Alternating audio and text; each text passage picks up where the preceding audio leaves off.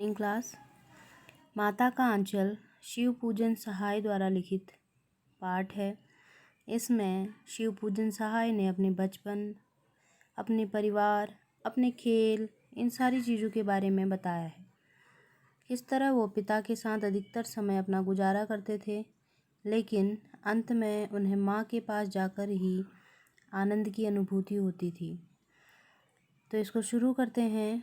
इसका एक सारांश मैं आपको बताऊंगी, जिसे समझने में आपको आसानी होगी।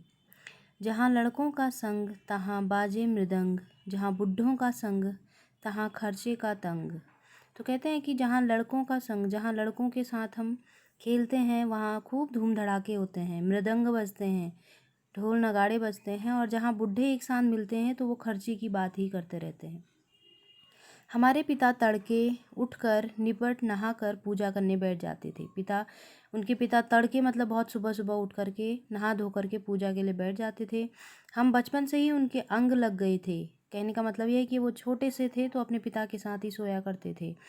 माता से केवल दूध पीने तक का नाता था, तो अपने माँ के पास वो केवल दूध पीने के लिए जाते थे, बाकी समय पिता के साथ ही गुजारा करते थे। इसलिए पिता के साथ ही हम भी बाहर की ही बैठक में सोया करते थे। वो अपने साथ ही हमें भी उठाते और साथ ही नहला धुलाकर पूजा पर बिठा लेते। हम भभूत का तिलक लगा देने के लिए उनको दिक करने लगते। भभूत मतलब जिस तरह से 3 अंगुलियों से पूरे माथे पर लगाया जाता है, उस तरह का तिलक लगाने के लिए वो बार बार जिद करते थे। कुछ हंस कर, कुछ झुझला कर और कुछ डांट कर वो हमारे चौड़े लिलार पर, लिलार का मतलब है माथा, माथे में त्रिपुंड कर देते थे। त्रिपुंड मतलब 3 अंगुलियों से पूरी तरह से अर्धचंद्राकार रेखाएं बना देते थे। हमारे लिलार में भभूत खूब खुलती थी, जिस पर लंबी लंबी जटाएं थी।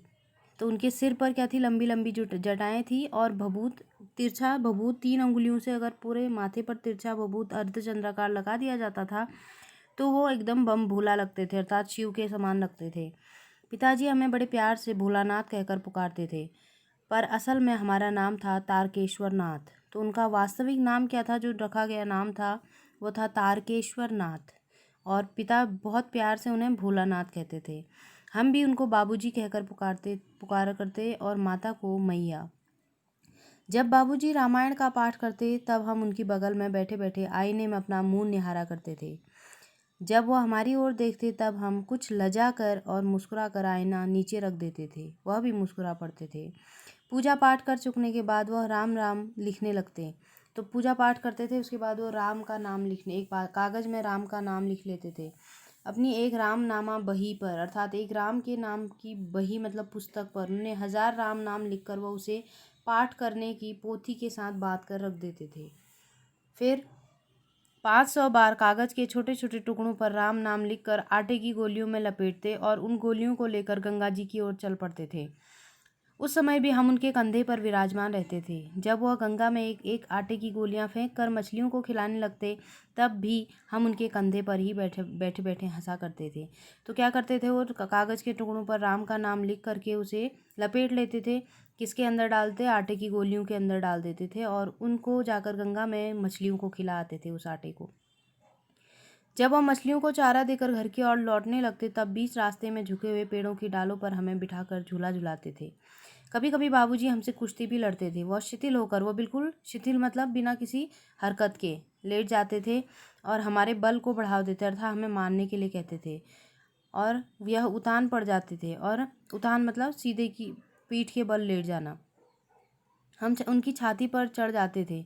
जब हम उनकी लंबी लंबी मूछें उखाड़ने लगते, तब वो हंसते हंसते हमारे हाथों को मूछों से छुड़ाकर उन्हें चूम लेते थे। फिर जब हमसे खट्टा और मीठा चुम्मा मांगते, तब हम बारी बारी से अपना बायां और दाहिना गाल उनके मुंह की ओर फेर देते थे। बाएं गाल का जो चुम्मा था वो खट्टा चुम्मा कहलाता था, और दाहिने गाल पर चुम्मा लेने पर वह मीठा चुम्मा कहलाता था। दाढ़ी या मूछ हमारे कोमल गालों पर गड़ा देते थे। हम झुझला कर फिर उनकी मूछें नोचने लग जाते थे। इस पर वह बनावटी रोना रोने लगते थे और हम अलग खड़े खड़े खिलखिला कर हंसने लग जाते थे। इस तरह से वो रास्ते में अपने पिता के साथ खेला करते थे। उनके साथ हंसते हंसते जब हम घर आते, तब उनके साथ ही हम भी चौके पर खाना खाने बैठते थे। वह हमें अपने ही हाथ से फूल के कटोरे में गोरस और भात सान कर खिलाते थे। भात सानना मतलब आपस में मिलाना। गोरस मतलब गाय का रस, गाय के दूध का रस या दही जो भी है, ये सब गोरस कहलाते हैं, गाय से प्राप्त होने वाली चीज़ें। तो गोरस और भात सान कर मतलब मिला करके खिलाते थे। जब हम खाकर अफर जाते, अफर मतलब हमारा पेट भर जाता था, तब मैया थोड़ा और खिलाने की हट करती थी। वह बाबूजी से कहने लगती, अब आप तो 4-4 दाने केक और बच्चे के मुंह में देते हैं। इससे वह थोड़ा खाने पर ही समझ लेता है कि वह बहुत खा चुका है। आप खिलाने का ढंग नहीं जानते, बच्चे को भर मुंह कौर खिलाना चाहिए। जब खाएगा बड़े बड़े कौर, तब पाएगा दुनिया में ठौर। तो उनका एक कहते थे कि जब बच्चा बड़े बड़े कौर खाएगा, मतलब बड़े बड़े निवाले खाएगा, तब जा कर के वह दुनिया में ठौर पाएगा, मतलब स्थान पाएगा, अपने लिए इस जगह बना पाएगा, हर कार्य को कर पाएगा। देखिए मैं खिलाती हूँ, मर्दुए क्या जाने बच्चों को कैसे खिलाना चाहिए। और महतारी के हाथ से खाने पर बच्चों का पेट भी भरता है। महतारी मतलब माँ के हाथ से। यह कह वह थाली में दही भात सानती और अलग अलग तोता, मैना, कबूतर, हंस, मोर आदि के बनावटी नामों से कौर बनाकर कहते हुए खिलाते जाते कि जल्दी खा नहीं तो उड़ जाएंगे। पर हम उन्हें इतनी जल्दी उड़ा जाते कि उड़ने का मौका ही नहीं मिलता। जब हम सब बनावटी चिड़ियों को चट कर जाते थे, तब बाबूजी कहने लगते, अच्छा अब तुम राजा हो, जाओ खेलो। बस हम उठकर उछलने कूदने लगते थे, फिर रस्सी में बंधा हुआ काठ का घोड़ा लेकर नंग धड़ंग बाहर गली में निकल जाते थे। जब कभी मैया हमें अचानक पकड़ पाती, तब हमारी लाख छटपटाने पर भी एक चुल्लू कड़वा तेल हमारे सिर पर डाल देती थी। हम रोने लगते और बाबूजी उस पर बिगड़ खड़े होते, पर वह हमारे सिर में तेल बोत कर, तेल मतलब पूरी अच्छी तरह से तेल से हमको लथपथ करके, बोथना मतलब पूरी तरह से यहाँ किनारों से बहने वाला तेल डाल देती थी। हमें उबट कर ही छोड़ती थी, हमें पूरी तरह से तेल से सन कर ही छोड़ती थी। फिर हमारी नाभि और लिलार में काजल की बिंदी लगा देती थी। लिलार पहले भी शब्द आया है, माथा, तो माथे में और उनकी नाभि में काजल की बिंदी लगती थी। चोटी कूदती थी, उसमें फूलदार लट्टू बांधकर रंगीन कुर्ता टोपी पहना देती थी। हम खांसी कन्हैया बनकर बाबूजी की गोद में सिसकते सिसकते बाहर आते थे। बाहर आते ही हमारी बाट जोहने वाले बालकों का एक झुंड मिलता था। हम उन खेल के साथियों को देखते ही सिसकना भूल कर बाबूजी की गोद से उतर पड़ते और अपने हमजोलियों के दल में मिलकर तमाशे करने लग जाते थे। तमाशे भी ऐसे वैसे नहीं, तरह तरह के नाटक। चबूतरे का एक कोना भी नाटक घर बनता था। बाबूजी जिस छोटी चौकी पर बैठकर नहाते थे, वही रंगमंच बनती थी। वह उन्हें स्टेज बनाते थे। उसी पर सरकंडे के खंभों का कागज का चंदोवा, एक चांदनी सी बना देते थे ऊपर से ढकने के लिए। उसको तान कर मिठाइयों की दुकान बनाई जाती थी। तो शामियाना जो होता है छोटा सा, ऊपर से जो कवर कर देते थे, फिर वहाँ मिठाइयों की दुकान लगती थी। उसमें चिलम के खोंचे पर कपड़े के थालों में ढेले के लड्डू होते थे। तो कपड़े के जो थाल बनाए जाते थे, उसमें मिट्टी की लड्डू बनाए जाते थे, गोल गोल लड्डू बनाकर रखे जाते थे मिट्टी से। पत्तों की पूरी कचौरियाँ, गीली मिट्टी की जलेबियाँ बनाते थे। फूटे घड़े के टुकड़ों के बताशे बनाते थे। इस तरह से मिठाइयाँ सजाई जाती थी।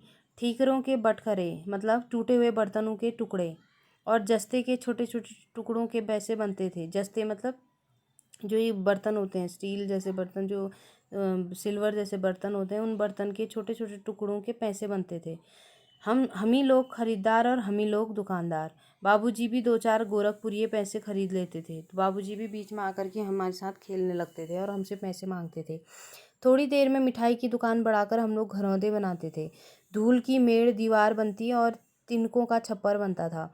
दांतों के खंभे, दांतों मतलब जिससे ब्रश करते हैं, ऐसे उनसे खंभे बनाए जाते थे। दिया सलाई की पेटियों के किवाड़ बनते थे।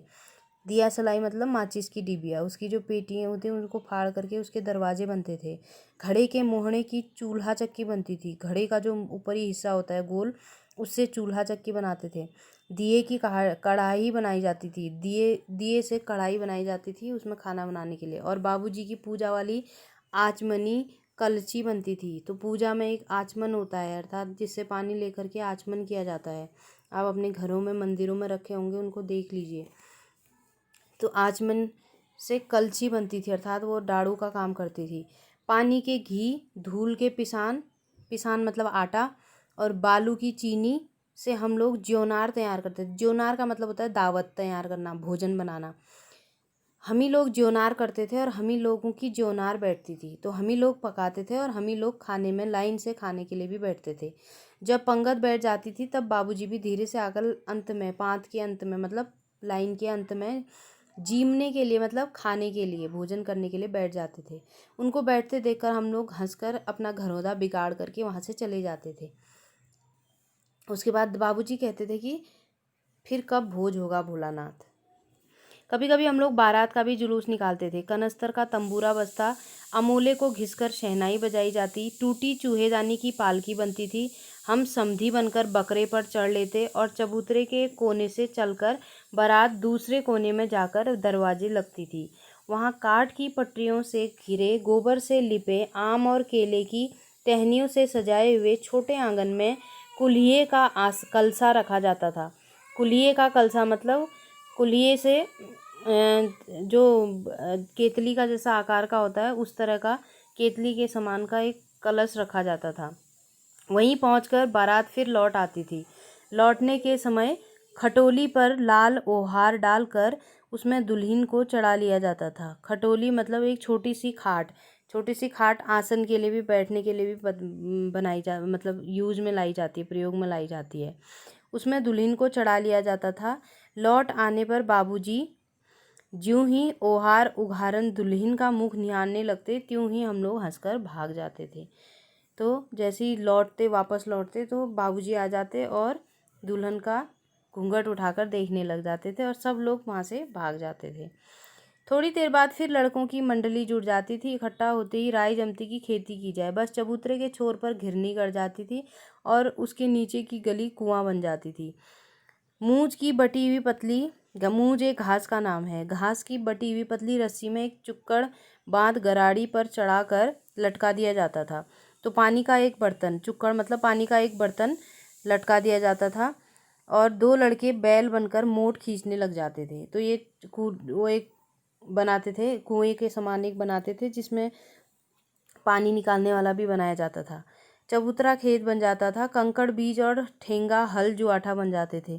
तो चबूतरे को खेत बनाते थे और कंकड़ों को बीज बनाया जाता था और ठेंगा अर्थात एक डंडे को हल जुआठा बनाते थे। हल मतलब हल जिससे जोतते हैं और जुआ जो बैलों के कंधे में रखा जाता है। बड़ी मेहनत से खेत जोते, बोए और पटाए जाते। फसल तैयार होते देर न लगती और हम हाथों हाथ फसल काट लेते थे। काटते समय गाते थे, ऊंच नीच में बई कियारी, जो उपजी सो भई हमारी। तो ऊंची नीची उबड़ खाबड़ जगह पर हमने अपनी क्यारी बोई है और जो इससे हुआ है वो हमारा है। फसल को एक जगह रखकर उसे पैरों से रौंद डालते थे।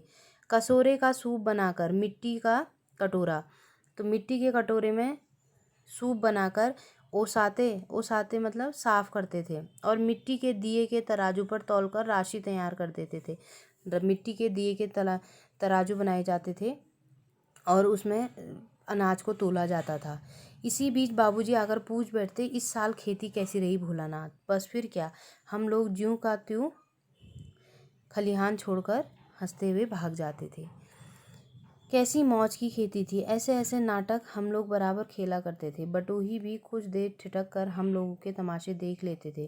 जब कभी हम लोग ददरी के मेले में जाने के लिए आदमियों का झुंड देख पाते तब कूद कूद कर चिल्लाने लगते थे, चलो भाइयों ददरी सातु पिसान की मोटरी। सातु पिसान मतलब सत्तू मतलब अनाज, पिसान मतलब पिसा हुआ, मोटरी मतलब गठरी। तो चलो भाई ददरी के मेले जाएं पिसे हुए अनाज की गठरी को पकड़कर।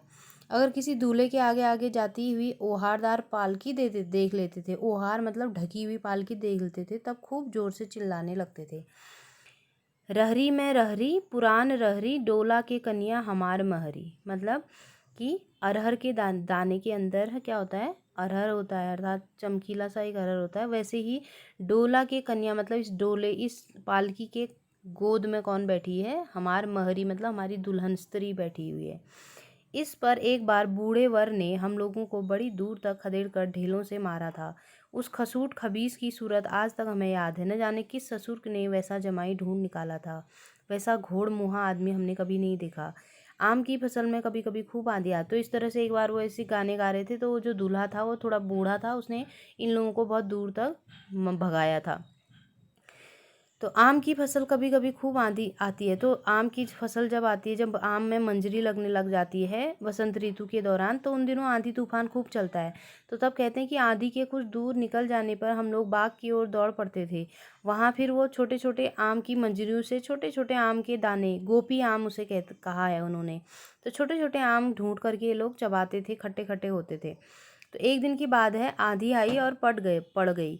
आकाश काले बादलों से ढक गया, मेघ गरजने लगे, बिजली कौंधने और ठंडी हवा सनसनाने लगी, पेड़ झूमने और जमीन चूमने लगे। हम लोग चिल्ला उठे, एक पैसा की लाई बाजार में छितराई, बरखा उधरे बिलाई। तो कहते हैं कि इस तरह से मौसम बहुत ख़राब हो गया और हम सभी चिल्लाने लगे कि एक पैसे से लाई मिली और वह बाजार में ही फैल गई और बारिश उधर ही गायब हो गई। लेकिन बारिश कहीं गायब नहीं हुई, बारिश रुकी नहीं और मूसलाधार बारिश होने लगी। हम लोग पेड़ों की जड़ के धड़ से, मतलब जड़ों से सट गए, जैसे कुत्ते के कान में अंठई चिपक जाती है। अंठई एक प्रकार का कीड़ा है जो जानवरों के कानों में, शरीर में चिपक जाता है। मगर बरखा जमी नहीं, थम गई।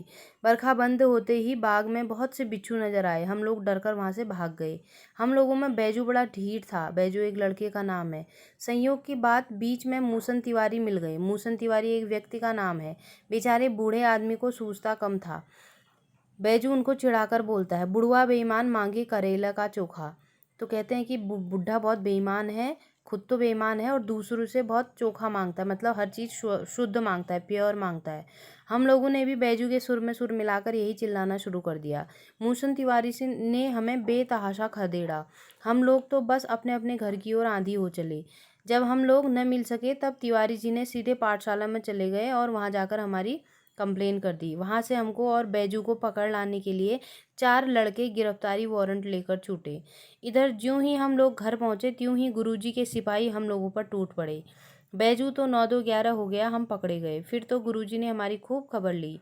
बाबूजी ने यह हाल सुना, वह दौड़े हुए पाठशाला में आए, गोद में उठाकर हमें पुचकारने और फुसलाने लगे। हम बहुत दुलारने से चुप होने वाले लड़के नहीं थे। रोते रोते उनका कंधा आंसुओं से हमने तर कर दिया। वह गुरुजी की चिरौरी करके हमें घर ले चले। चिरौरी मतलब प्रार्थना करके, गुरुजी से प्रार्थना करके क्षमा मांगकर हमको उनसे विद्यालय से घर ले गए। रास्ते में फिर हमारे साथी लड़कों का झुंड मिला। वे जोर से नाचते और गाते थे, माई पकाई गरर गरर पुआ, हम खाए पुआ न खेलब जुआ। तो इस तरह से लड़के रास्ते में गा रहे थे कि माई हमारी पुआ बनाएगी और हम खाएंगे पुआ और हम जुआ नहीं खेलेंगे, इस तरह से गा रहे थे। फिर क्या था, हमारा रोना धोना भूल गया। हम हट करके बाबूजी की गोद से फिर उतर पड़े और लड़कों की मंडली में मिलकर लगे वही तान सुर अलापने। तब तक सब लड़के सामने वाले मकई के खेत में दौड़ पड़े।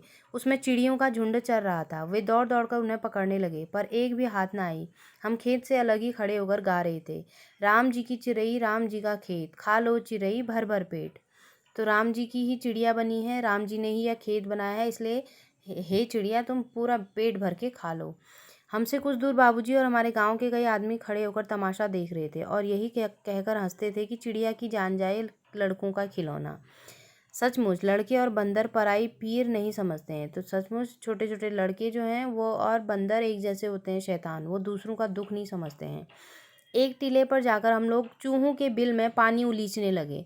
नीचे से ऊपर पानी फेंकना था, तो नीचे पानी था, ऊपर टीला था, तो नीचे से ऊपर वो लोग पानी फेंक रहे थे। हम सब थक गए थे। तब तक गणेश जी के चूहे की रक्षा के लिए शिव जी का सांप निकल आया। तो उस बिल से क्या निकल आया, तब तक जिसे वो चूहों का बिल समझ रहे थे वहां से सांप निकल आया। रोते चिल्लाते हम लोग बेतहाशा भाग चले। कोई औंधा गिरा, कोई अंटाचेट, मतलब कोई औंधा मतलब कोई मुंह के बल गिरा, कोई सिर के बल गिरा। अंटाचिट का मतलब होता है सीधे गिरना, सिर के बल गिरना। किसी का सिर फूटा, किसी के दांत टूटे, सभी गिरते पड़ते भागे। हमारी सारी देह लुहलुहान हो गई, मतलब हमारी शरीर से भी खून आने लग गया था। पैरों के तलवे कांटों से छलनी हो गए। हमने कुछ देखा नहीं, जैसे ही सांप देखा और फिर ये भी ध्यान नहीं रहा है कि पैरों में कांटे चुभ रहे हैं या क्या हो रहा है, सीधे दौड़ने लगे, भागने लगे। हम एक सुर से दौड़े हुए आए और घर में घुस गए। उस समय बाबूजी बैठक के ओसारे मतलब बरामदे में बैठकर हुक्का गुड़गुड़ा रहे थे। उन्होंने हमें बहुत पुकारा, पर उनकी अनसुनी करके हम दौड़ते हुए मैया के पास चले गए। तो सांप से बहुत डर लगा था उन्हें, डर करके वो दौड़ते हुए घर में घुसे थे। बाहर ही बरामदे में पिताजी थे, वो बार बार उन्हें पुकार रहे थे, लेकिन वो पिता के पास न जाकर सीधे माँ के पास गए। जाके उसी की गोद में शरण ली। मैया चावल अमनिया कर रही थी, चावल साफ कर रही थी। हम उसी के आंचल में छिप गए। हमें डर से कांपते देखकर वह जोर से रो पड़ी और सब काम छोड़ पड़ी बैठी। अधीर होकर हमारे भय का कारण पूछने लगी। कभी हमें अंग भरकर दबाती और कभी हमारे अंगों को अपने आंचल से पोंछकर हमें चूम लेती। बड़े संकट में पड़ गई कि बच्चे को हुआ क्या। झटपट हल्दी पीसकर हमारे घावों पर थोपी गई। घर में कोहराम मच गया।